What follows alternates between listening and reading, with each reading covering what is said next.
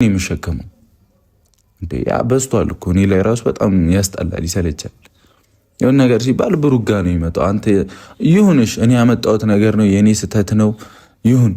ለምን እንደመጣ እንኳን መታሰብ አለበት እኮ።